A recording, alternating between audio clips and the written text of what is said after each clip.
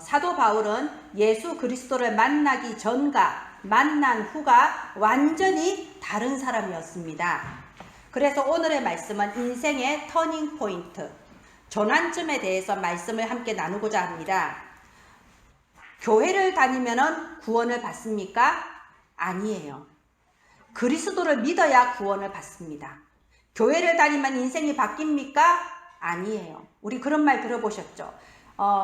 예수 3년 믿으면 부자 된다, 이런 말, 또는 예수 믿으면은 운명 사주팔자에서 해방받는다. 이걸 너무 쉽게 생각하셔서 이제 교회 다니니까 다 끝난 거 아닌가? 교회 다니니까 앞으로 뭐 잘 될 일만 남은 거 아닌가? 이렇게 생각하시는 분들 많아요. 그렇지 않습니다. 교회를 다니면 인생이 바뀌는 게 아니고 그리스도를 만나야 인생이 바뀝니다. 예수 그리스도가 우리 인생의 전환점입니다.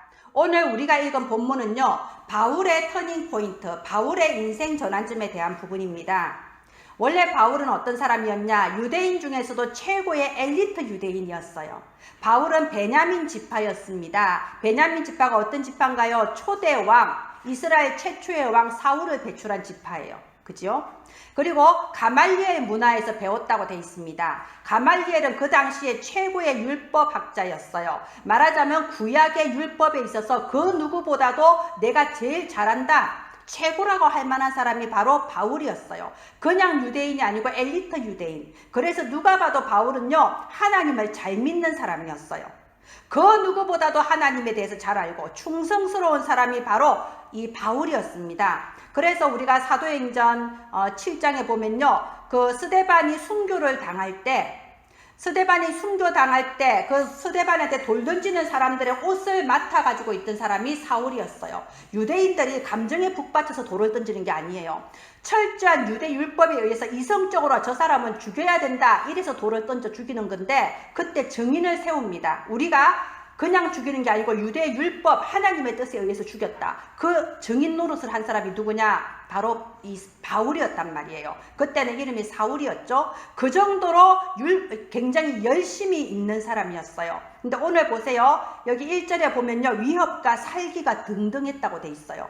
2절에 보면요, 대제사장한테 예수 믿는 사람을 다 잡아 가두어도 된다는 공문을 들고 갔다고 돼 있어요. 대제사장이 아무나 시켰겠습니까? 저 사람은 믿을만하다, 충성되다, 그러니까 정권을 위임하는 공문서를 주면서 예수 믿는 사람 다 잡아 가둬라, 이렇게 대장이 돼서 말 타고 지금 달려가는 거예요. 자, 다메섹으로 가고 있습니다.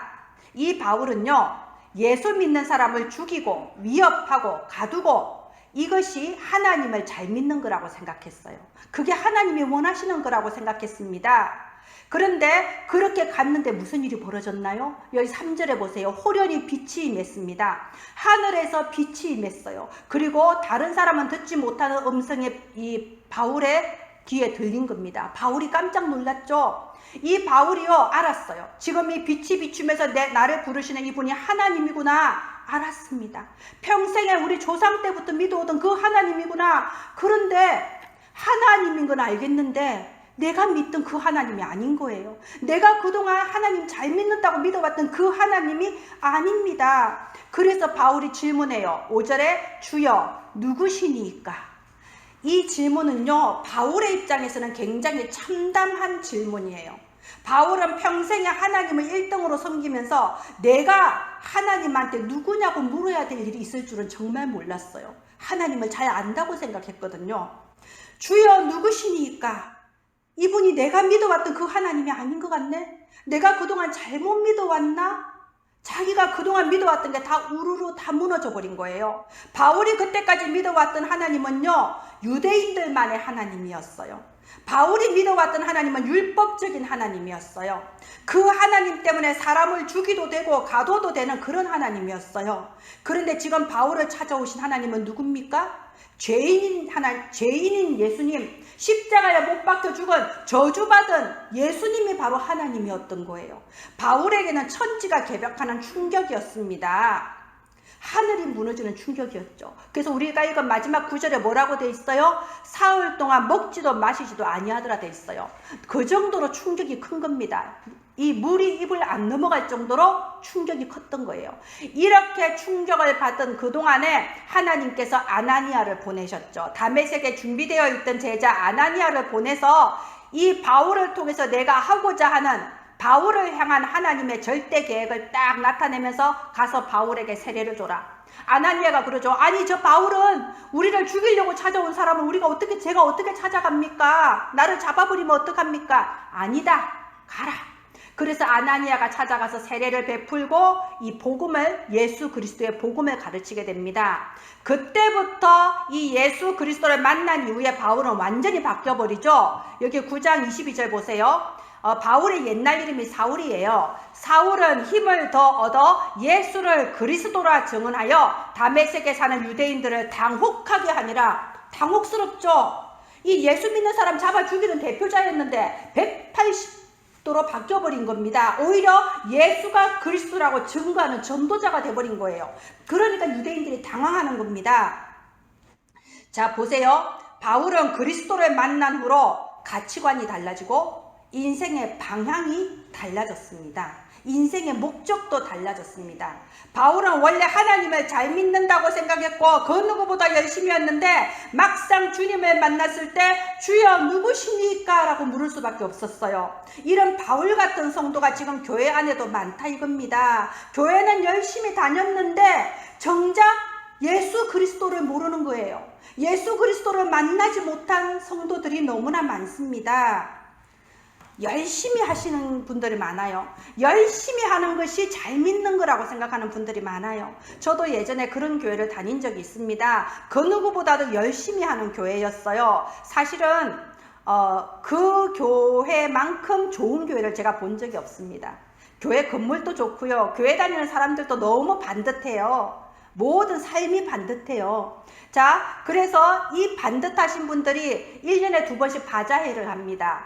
불우이웃을 돕기 위해서. 그러면 구역별로 나누어서 어떤 구역은 참기름, 어떤 구역은 뭐 국밥, 뭐 김밥 이렇게 물건을 이제 떼다가 파는데 이게 또 서로 경쟁이 붙어요. 왜 더 좋은 물건을 사가지고 이게 또 많은 이익을 남겨서 그걸로 불우이웃을 도와야 되니까. 그게 굉장히 몇 달에 걸쳐요. 행사는 하루 하는데 준비가 몇 달에 걸칩니다. 그렇게 바자회하고 김장하고 또 전도도 해요. 전도 안 하지 않습니다. 전도 캠프 합니다 하면요. 저는 그렇게 많이 모이는 교회를 지금까지 안 다녔어요. 많이 모입니다. 전도 캠프 한다 그러면요. 그래서 열심히 전도지도 나눠줘요. 근데 그 전도가 이제 전도지 나눠주는 게 전도죠. 예. 이렇게 선물, 사탕이나 뭐 소금 끼워서 전도지도 나눠줍니다. 근데 그렇게 열심히 하면서 나는 이제 할 바를 다 했다고 생각해요. 예. 하나님 앞에 충성되게 했다고 생각합니다. 문제는 뭐냐? 그렇게 열심히 일을 하는데 정작 예수님에 대해서 관심이 없다는 걸 제가 발견했습니다. 관심이 없어요. 모르는 게 문제가 아니고요. 말씀에 관심이 없어요. 예수 그리스도의 복음에 대해서 관심이 없습니다. 단지 생각하는 게 뭐냐면요. 내가 이만큼 봉사했으니까 이번에 내 자녀 잘 되게 해주시겠지. 내가 이렇게 전도 캠프에 참석해서 전도한다고 이렇게 거리를 다녔으니까 이번에 우리 딸 결혼 문제 잘 해결되게 해주시겠지. 말하자면 내가 열심히 한 만큼 하나님이 대가를 줄 거라고 생각을 해요. 그게 다 깔려 있어요. 제가 그 교회를 한 1년 반 정도 다니면서 그걸 본 거예요. 굉장히 저를 많이 도와주셨어요. 정말 순수하시고 그 누구보다 충성되고 열심히 하셨는데 그 바탕에 정작 예수 그리스도에 대해 관심이 없어요. 여러분 교회를 왜 다닙니까? 그리스도를 믿으려고 교회 다니는 거 아닌가요? 본질을 놓쳐버렸어요. 말하자면요. 교회를 다니나 절간을 다니나 성당을 다니나 차이가 없는 거예요. 열심히 한 만큼 복을 받기 위해서. 열심히 한 만큼 잘 되기 위해서 다니는 거예요. 단지 부처상이 십자가로 바뀐 것밖에 없는 거예요. 그 차이밖에 없는 거예요. 대상이 물 떠놓고 비나이다 비나이다 하는 거나 십자가 앞에 나오는 거나 아무 차이 없어요. 그래서 예배 시간에 계속 졸고 딴 생각하다가 무슨 일이 있어도 헌금만은 꼭 합니다. 헌금을 해야 경제 축복을 받으니까. 그런데 정작 예수 그리스도에 대해서 얘기하려고 그러면요. 이 설교 시작이라고 딱 받아들이더라고요. 그래서 다 안다고 많이 들었다고 이렇게 딱 받아들여요. 예. 이 시간만 지나가려고 그래. 관심이 없는 거예요. 자 그러면요. 이단 사이비가 왜 이단 사이비입니까? 모르는 거예요. 저 신천지가 이단이다, 저 여호와 증인이 이단이다 해도 왜 이단인지 몰라요. 그냥 이단이라고 하니까 이단인갑다. 그리고 그냥 생각하기를 세력이 작아서 다니는 사람이 별로 없어서 이단인가 보다. 예수 그리스도의 진리에 대해서 관심이 없으니까 이단이 왜 이단인지를 몰라요. 여러분, 이단에서 나쁜 거 안 가르칩니다. 이단에서도 좋은 거 가르쳐요. 이웃을 사랑하고 부모한테 효도하고 형제간에 사이좋게 지내라고 가르칩니다. 이단이 왜 이단이냐? 예수 그리스도 진리가 어긋나니까 이단인데 관심이 없는 거예요. 분명히 말씀드립니다. 교회를 아무리 오래 다녀도 예수 그리스도를 모르면 우상 숭배나 마찬가지고요. 이단 사입이나 마찬가지입니다. 교회를 다니는 게 아니라 그리스도를 만나야 돼요. 그래야 인생의 전환점이 찾아옵니다. 오늘 바울의 질문처럼 주여 누구시니까? 내가 믿는 예수님은 누구십니까? 여기에 질문이 있어야 돼요. 나는 예수님을 어떤 분으로 믿고 있습니까? 예수님은 그리스도예요. 이 예수님은 그리스도, 이 말은요, 오직 유일한 구원자라는 말입니다. 오직 유일한 구원자. 그리스도 외에는 다른 길이 없다. 바로 이것을 믿는 것이 예수를 그리스도로 믿는다는 뜻입니다. 그리스도를 만나기 전에 우리의 신분이 어땠나요? 성경 에베소서 2장 1절로 3절이 우리의 신분이었죠. 에베소서 2장 1절, 죄와 허물로 죽었다. 원죄로 인해서 영이 죽은 상태였습니다. 그리고 에베소서 2장 2절, 공중권세 잡은 자, 즉 마귀의 종노릇하면서 교회를 다니면서도 무슨 일 있으면 점치러 가고, 교회를 다니면서도 무슨 일 있으면 부적을 붙여볼까? 교회를 다니면서도 연초가 되면 토정 비결, 교회 다니면서도 심심풀인데 어때? 타로 좀 한번 쳐볼까? 이게 바로 공중권세 잡은 자의 종노릇하고 사는 거죠. 세상 풍조를 떠나서. 에베소서 2장 3절, 그래서 본질상 진노의 자녀, 본질상은 하나님의 진노의 대상으로서 지옥이 예정되어 있는, 그것이 바로 그리스도를 알지 못하는 상태의 우리 신분이에요. 그런데 그리스도를 만난 후에 우리의 신분이 어떻게 변했습니까? 요한일서 1장 7절에 그 아들 예수의 피가 우리의 모든 죄를 깨끗하게 하실 것이요. 우리가 다른 거 안 했는데, 예수 그리스도 그 이름 믿기만 했는데 십자가의 피로써 나의 모든 죄, 원죄, 자범죄, 모든 죄를 깨끗하게 사해 주셨습니다. 그게 복음이에요. 당장 내 인격이 선하게 바뀌거나 내 삶이 달라지는 게 아니잖아요. 당장 교회를 위해서 뭐 대단한 거 한 거 없잖아요. 그런데 요한복음 5장 24절에 내 말을 듣고 나 보내신 이를 믿는 자는 영생을 얻었고 사망에서 생명으로 옮겼느니라. 보세요. 과거형이잖아요. 너희가 잘하면 영생을 얻을 것이다가 아니에요. 사망에서 생명으로 옮겨줄 수도 있다. 앞으로 신앙생활 하는 거 봐서 이게 아니라니까요. 과거형. 과거는 바꿀 수가 없잖아요. 그래서 이걸 무슨 시제라고 하냐? 과거 확정형이라고 해요. 절대 바뀔 수 없는 확실한 사실. 여러분, 우리의 구원은요, 우리가 받은 구원은 영원히 변하지 않을 확실한 구원입니다. 우리가 그 구원을 받았어요. 그래서 복음이라는 거예요. 복된 소식. 인간이 도저히 해결할 수 없는 그 근본 문제를 예수님이 십자가에서 완전히 끝내주셨습니다. 우리를 사랑하시는 예수 그리스도께서 지금 또 성령으로 나와 함께 하십니다. 우리가 생의 마지막 날, 누구나 우리는 마지막 날에 심판대 앞에 서게 돼 있어요. 이 생이 끝나고 심판대 앞에 섰을 때에 우리가 선하게 살았나 악하게 살았나, 어느 교회를 다녔냐, 교회를 위해서 얼마만한 공로를 했냐, 잘 믿었냐 못 믿었냐, 그런 거 기준 아닙니다. 하나님의 기준은 하나밖에 없어요. 내 안에 예수 생명이 있냐 없냐, 그거 하나가 기준인 거예요. 아무리 교회를 오래 다니고 열심히 다니고 나름대로 잘해도요, 예수 그리스도를 모르면은 절간에 오래오래 충성한 거하고 똑같다니까요. 여러분, 교회 다니면 구원받습니까? 아닙니다. 예수님을 믿어야 구원받습니다. 오늘 우리가 성찬식을 하는데요. 이 성찬식은 예수님께서 직접 지시하셨어요. 성찬식을 해라고. 예수님이 십자가에 돌아가시기 전날 밤에 제자들과 최후의 만찬을 나누시면서 떡을 나누어 주면서 이거는 너희를 위하여 찢기는 나의 살이다. 십자가에 내 살이 찢길 것을 이제 미리 예언하신 거죠. 그 다음에 포도주 잔을 나누어 주면서 이것은 나의 피인데 너희를 위하여 흘리는 나의 언약의 피다. 말하자면 이 피로써 너희의 모든 죄를 사해 줄 거다. 그래서 내가 다시 재림할 때까지 그날까지 이 성찬식을 행해서 나를 기념해라. 즉 나를 기억해라. 예수님께서 십자가에 몸이 찢기시고 피 흘리심으로써 나를 구원하셨다. 그 사실에 흔들리지 마라. 구원의 확신에 흔들리지 마라. 내가 보증이다. 왜요? 왜 이런 말씀하셨겠어요? 자꾸 흔들리고 자꾸 잊어버리고 자꾸 다른 거 찾으니까, 자꾸 뭔가 다른 걸 더 해야 되지 않을까? 거기에서 이단이 나오는 겁니다. 거기에서 율법이 나오는 겁니다. 거기에서 우리가 그리스도로 놓쳐버리는 거예요. 자, 오직 예수 그리스도. 오늘 제목이 전환점을 주신 하나님입니다. 바울은 예수 그리스도를 만난 것이 인생의 전환점이 되었어요. 저와 여러분에게도 이 예수 그리스도와의 만남이 우리 인생의 전환점이 되어야 됩니다. 전에는 우리 인생의 방향이 무엇을 향해 달려갔나요? 육신적인 것을 향해 달려갔어요. 아, 돈을 벌어야지, 성형수술을 해야지, 집을 사야지. 그런데 시간이 지나면 결국 썩어질 것이고 없어질 것이고 가치 없는 거 아닙니까? 하나님은 우리에게 썩어지지 않는 것을 주려고 하십니다. 그렇게 썩어질 것을 향하여 달려가봤자 종착역은 결국 지옥이에요. 이제는 하나님께서 우리의 인생의 터닝 포인트, 전환점을 주셨습니다. 인생의 방향을 바꾸게 하시는 겁니다. 어디를 향하여 어떤 방향으로 바꾸냐? 미션에 방향 맞추는 삶으로 바꾸어 주시는 겁니다.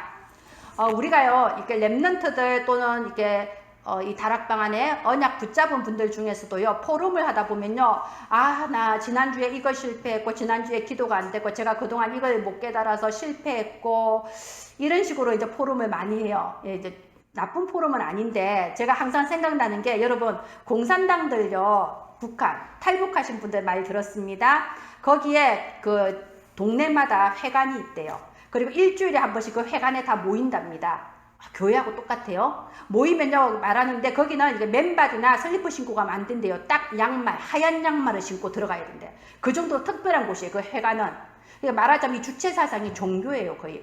딱 양말 신고 들어가잖아요. 그럼 삥 둘러 앉아서 그 주간에 김일성 수령이 남긴 말들 중에 하나를 그 주간의 말씀으로 나누는 거예요. 그 주간의 훈시. 똑같으니까 우리하고. 그래, 그 주간에 훈시를 딱 나누면 뭐하냐? 돌아가면서 자아 비판을 시작해요. 나는 지난주에 혁명 정신이 부족하였어. 이런 것을 잘못했고, 그래서 다시 한번 혁명 정신을 바로 하고 정신 차리겠다. 자아 비판합니다. 그래서 탈북자들이 남한에 와서 놀라는 게요, 이 남한 사람들은 다 정신머리가 빠졌다고 그러더라고요. 우리가 뭐 그런 거 안 하잖아요. 그냥 아무 생각 없이 살잖아요. 자기들은 밤낮으로 정신교육 받고 사는데, 제가 말하고 싶은 거는요, 우리가 포럼을 하는 게 자아 비판을 할 필요가 없다는 겁니다. 그 사람들처럼 내가 부족해서 내가 어쩌고 저쩌고, 그게요, 굉장히 양심적인 거지만요, 그게 사실은 그렇게 중요한 건 아니에요. 하나님께서 우리를 구원하실 때 그게 그렇게 중요하지 않아요. 우리의 인격, 우리의 성품 별로 중요하게 보시지 않습니다, 사실은. 그렇다고 우리가 지금부터 막 방탕하게 살아라, 일부러 죄를 지면서 살아라, 이거는 절대 아니지요. 그렇게 살면 안 되지요. 그런데요, 반드시 기억해야 될 거 있어요.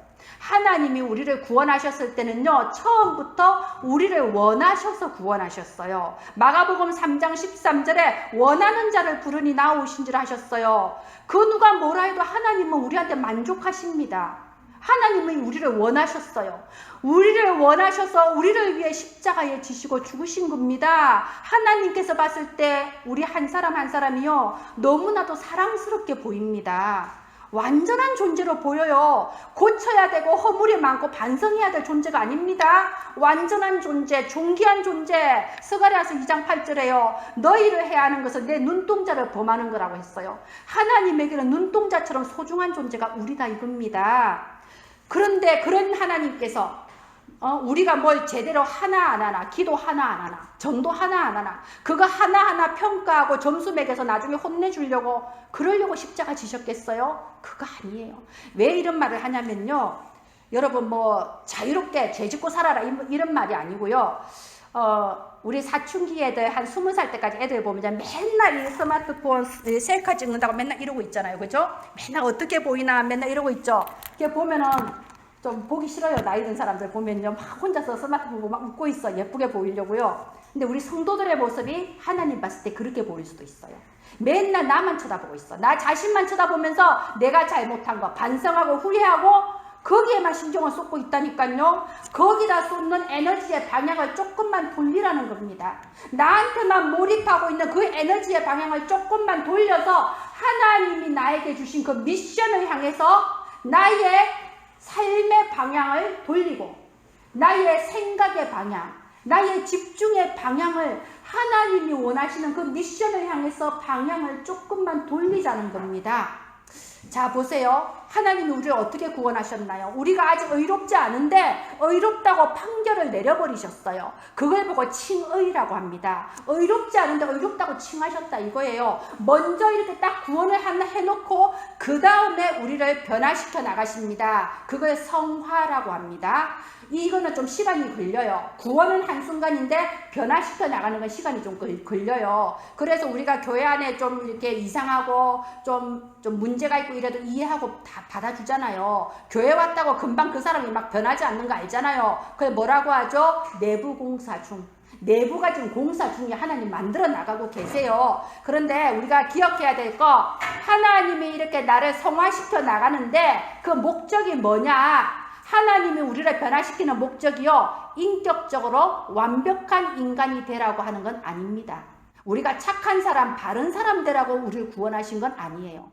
제가 보면요, 교회 다니고 예수님 믿으면요, 대부분 술이 끊기더라고요. 이 술이 별로 맛이 없으시고 이상한 냄새가 나서 끊긴다는 분들 있어요. 지금 저를 쳐다보시는 분들은 난 안 끊기던데 뭐 그런 눈으로 쳐다보시면 안 됩니다. 예, 그런 경우가 많습니다, 지금까지. 그리고 교회를 다니기 시작하면서 담배를 끊었다는 말 많이 들으셨을 거예요. 담배를 갑자기 못 피우겠다고 그러시더라고요. 그러면 술 끊게 하려고, 담배 끊게 하려고 예수님 십자가 피 흘리셨을까요?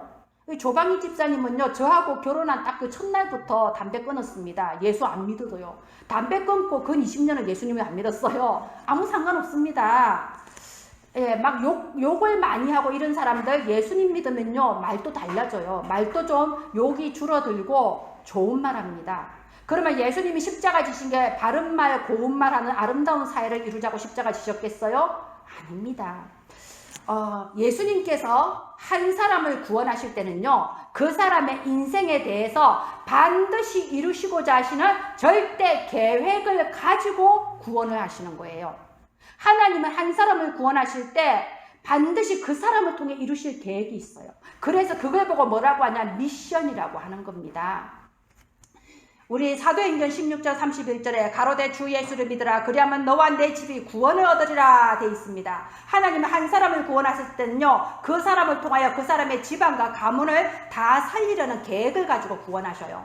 그것처럼 나에게 하나님께서 미션을 가지고 계신데 나를 변화시켜 나가는 기준이 뭐냐? 이 미션을 이룰 사람으로, 미션을 이루게 합당한 사람으로 나를 변화시켜 나가십니다. 요나를 보세요. 하나님께서 요나에게 저 니느웨에 가서 선교해라 했을 때 요나가 잘 받아들였습니까? 우리가 성경 보면요, 성경에 나와 있는 믿음의 위인 중에 제일 성질 들어온 사람이 요나 아닙니까? 하나님한테 빠락빠락 대들고 성질 냈잖아요. 나는 못 가겠습니다 이러면서 도망갔잖아요. 그런데 하나님 어떻게 했나요? 요나를 물고기 뱃속에 3일 동안 있게 하시면서 기어이 그 미션을 성취하게 하셨습니다. 모세를 보세요. 모세도 불신앙, 불순종, 우울증 다 가진 사람이 모세예요. 하나님의 모세에게 이제 저 바로에게 가서 출애굽을 시켜라 하니까 모세가 뭐라고 했어요? 나는 못합니다. 나는 말도 못하고 내가 누구이기에, 이미 자신감 다 잃어버렸어요. 내가 80살에 뭘 하겠다고. 근데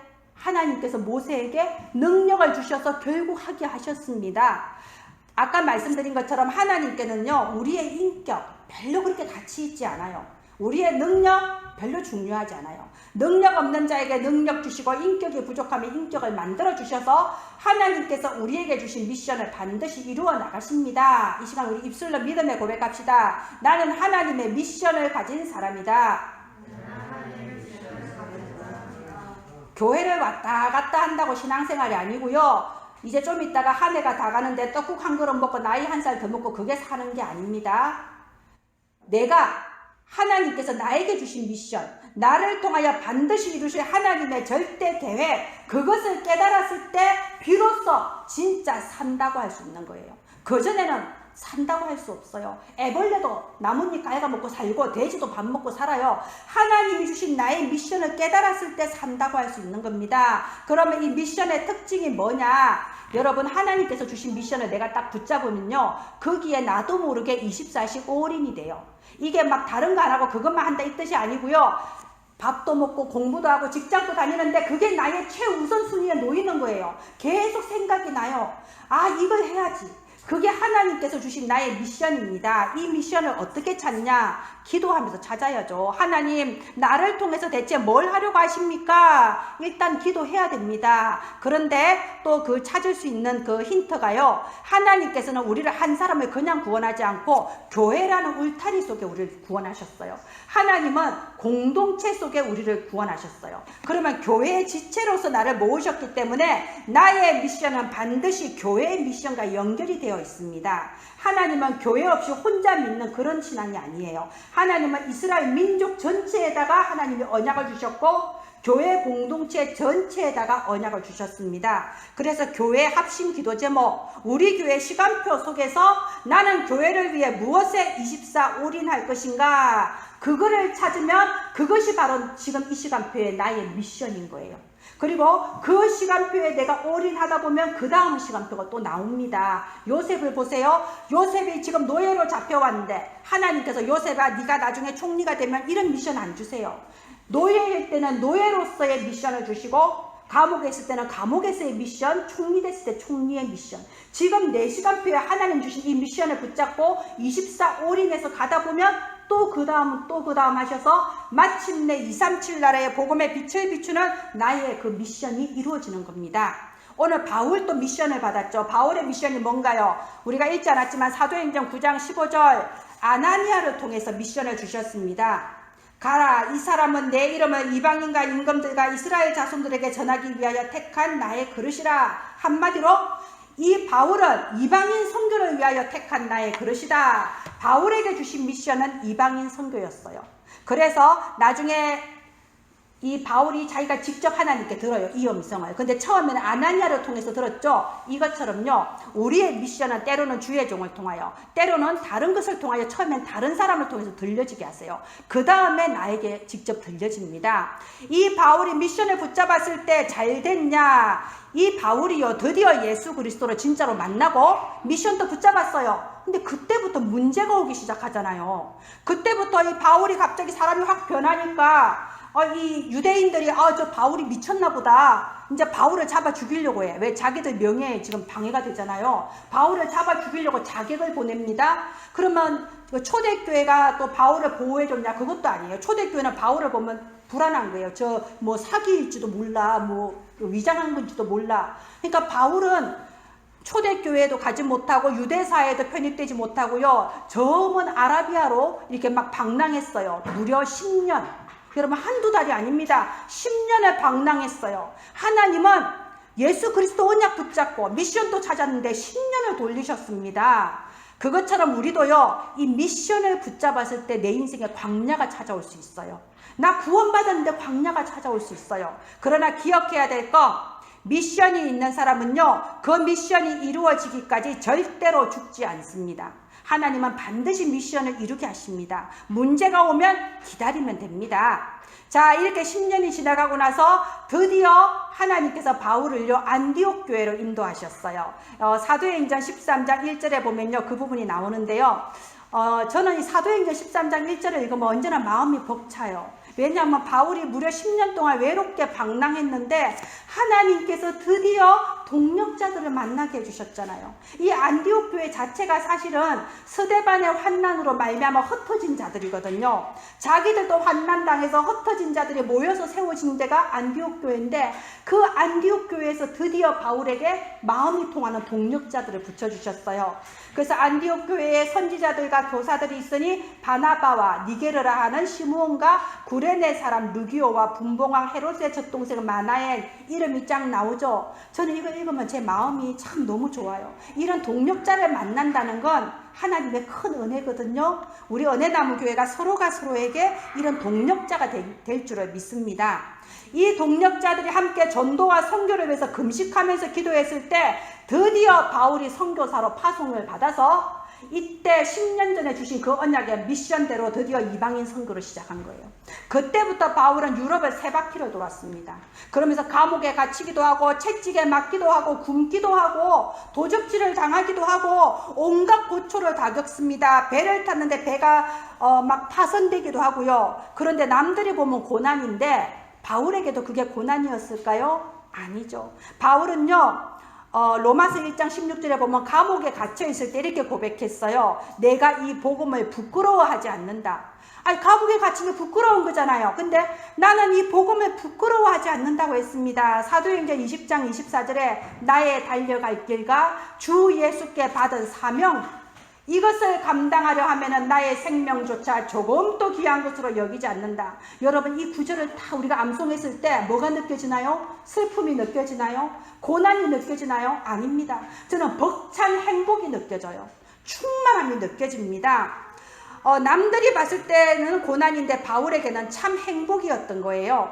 바울이 굉장히 놀라운 업적을 많이 이루죠. 마게도냐 각지에 수많은 교회를 세우고 생명건 수많은 제자들이 일어납니다. 그리고 바울이 쓴 14권의 서신서가 성경이 됩니다. 그죠?